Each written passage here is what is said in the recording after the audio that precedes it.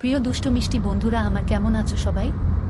বন্ধুরা, আমার বাবার সাথে ঘটে যাওয়া বাস্তব একটি ঘটনা আজ আপনাদের সাথে শেয়ার করব। আপনারা ঘটনাটি শোনার জন্য রেডি তো? বন্ধুরা, এটা কোনো বানানো গল্প নয়। এটা শুনলে তোমাদের মাথা ঘুরে যাবে যে এটা কি করে হতে পারে। যাই হোক বন্ধুরা, আমার বাবা ছিল অন্য রকমের একটা মানুষ, যা তোমাদেরকে বলে বোঝাতে পারবো না। তো যাই হোক, এখন মূল কথায় আসি। প্রথমেই আমার পরিচয়টা দিয়ে নিই। আমার নাম রাজিয়া। আমি কলেজে ইন্টার ফার্স্ট ইয়ারে পড়ি। আমাদের গ্রামের অন্যান্য মেয়েদের তুলনায় আমি একটু বেশি সুন্দর ও ফর্সা। দেখতে অনেক ভালো লাগে সবার। আমার বয়স 17 বছর। আমার হাইট 4 ফিট 7। আমরা চট্টগ্রামে থাকি, ফ্ল্যাট বাসা। ও আরেকটা কথা, আমি ও আমার বাবা একসাথে থাকি। আমার আম্মু অনেক আগেই মারা গিয়েছে। তো বন্ধুরা, এখন আমার বাবার পরিচয়টা দিয়ে নিই। আমার বাবা দেখতে অনেক সুন্দর ও স্মার্ট। আমার অনেক পছন্দ হতো ওনাকে, কিন্তু কখনোই বলতে পারতাম না। আমার মা মারা যাবার পর আমার বাবা আমাকে মায়ের অভাব বুঝতে দেয়নি। অনেক আদর যত্নে লালন করে বড় করে তুলেছে।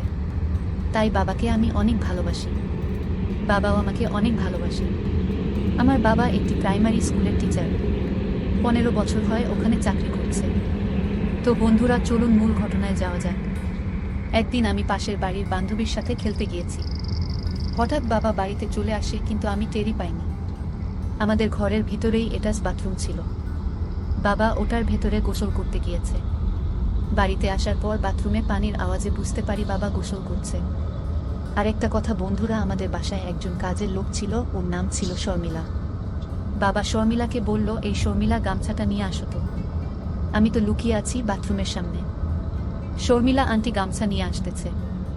আন্টি বাবাকে গামছাটা দিবে, অমনি মুহূর্তেই আমি আন্টিকে বললাম যে আমার কাছে গামছাটা দাও, আমি বাবাকে দিয়ে দিচ্ছি। শর্মিলা আন্টি সরল মনে আমার কাছে গামছাটি দিয়ে দিল।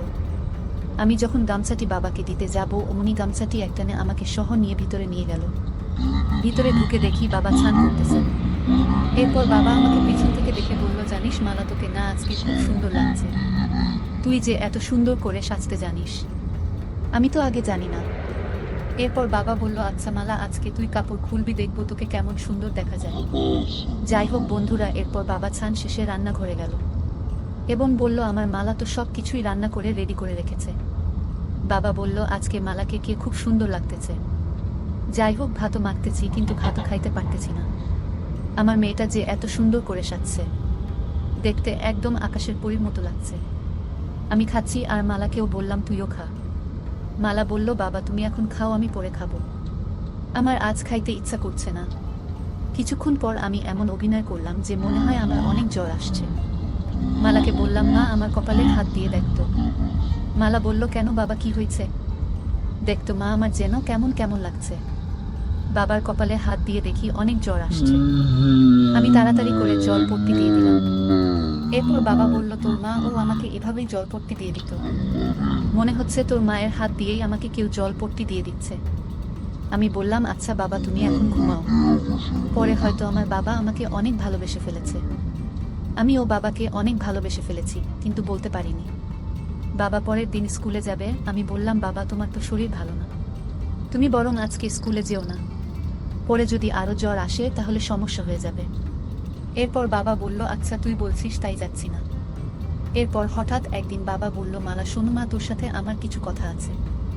আমি বললাম, বলো বাবা। বাবা আমাকে জিজ্ঞেস করলো, তোর কি কোনো ছেলে পছন্দ হয়?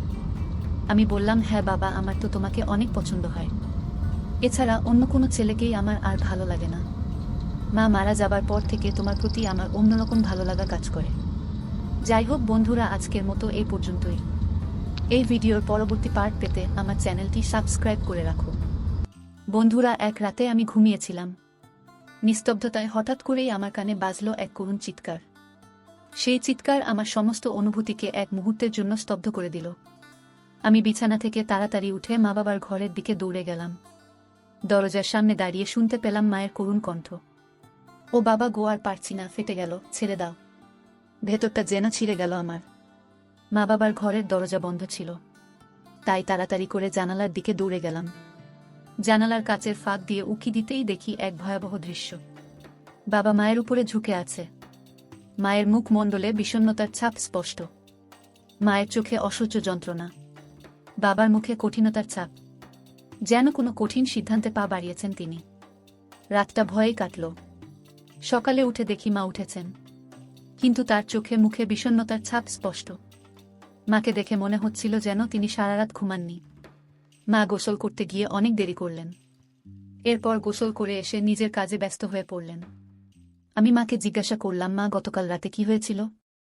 মা শুধু বলল, কিছু না, তুই এগুলো নিয়ে মাথা ঘামাস না।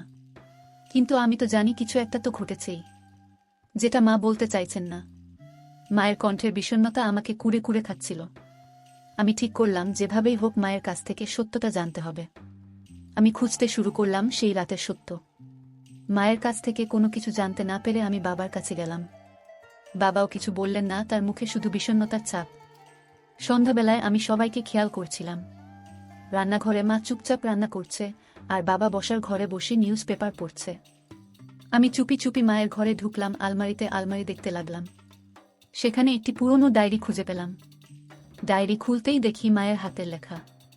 প্রতিটি পাতায় ছিল মায়ের জীবনের গল্প, ছিল মায়ের স্মৃতি। এক পৃষ্ঠা পড়লাম। আজ সেই দিনটি আমার জন্য এক ভয়াবহ দিন। বাবার রাগ যখন চরমে পৌঁছায় তখন তিনি নিজের নিয়ন্ত্রণ হারিয়ে ফেলেন।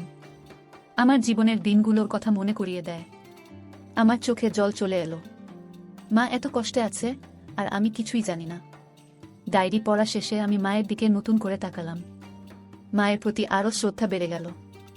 মা এত কষ্ট সহ্য করে আমাদের জন্য সবকিছু করছে, কিন্তু বাবার এমন আচরণ আমাকে ভাবিয়ে তুলল। আমি ঠিক করলাম মাকে আর এমন কষ্ট পেতে দিব না।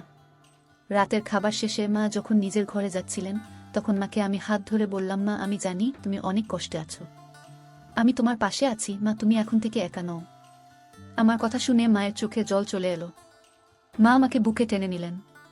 পরের দিন থেকে আমি মায়ের সাথে বেশি করে সময় কাটাতে লাগলাম। মাকে খুশি করার জন্য আমি অনেক কিছু করতাম। বাবা মায়ের মধ্যে ঝগড়া হলে আমি মাঝখান থেকে ঢুকে যেতাম। ধীরে ধীরে মায়ের মুখে হাসি ফিরিয়ে আনতে পেরেছি। মাস কয়েক পরে মা আবারও তার নিজের পুরনো রূপে ফিরে আসলেন। মা যেন আবারও জীবন্ত হয়ে উঠলেন। আমি বুঝলাম আমাদের ছোট ছোট ভালোবাসা প্রকাশ মায়ের জীবনে অনেক বড় পরিবর্তন আনতে পারে। জীবনে এরকম অনেক রাত আসে যখন আমাদের প্রিয়জনরা অনেক কষ্টে থাকে, কিন্তু ঠিক তখনই আমাদের ছোট ছোট ভালোবাসা প্রকাশ তাদের জীবনে অনেক বড় পরিবর্তন আনতে পারে। মা আর বাবা আবার নতুন করে জীবন শুরু করলো, তাদের মধ্যেও ভালোবাসার মধুর সূচনা সৃষ্টি হলো। আমি শিখতে পারলাম জীবনে আপনজনদের পাশে প্রতিটি মুহূর্তেই থাকা খুব জরুরি, খুব জরুরি। এই গল্পটি আমার জীবনের এক অনন্য শিক্ষা। বন্ধুরা, এরকম আরও মজার মজার গল্প পেতে আমাদের চ্যানেলটি সাবস্ক্রাইব করে আমাদের সঙ্গেই থাকুন। ধন্যবাদ।